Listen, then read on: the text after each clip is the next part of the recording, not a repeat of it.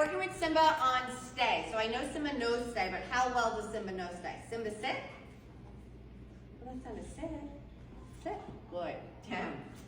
If he wants to go into a down, that's fine. Simba, stay.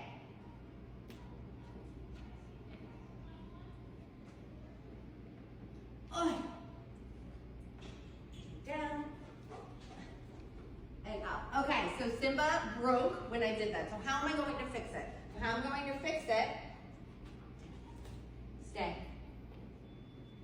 I'm going to just sit, not lay down yet, come back, and reward. Good job. Simba, stay. See if I can lay down now.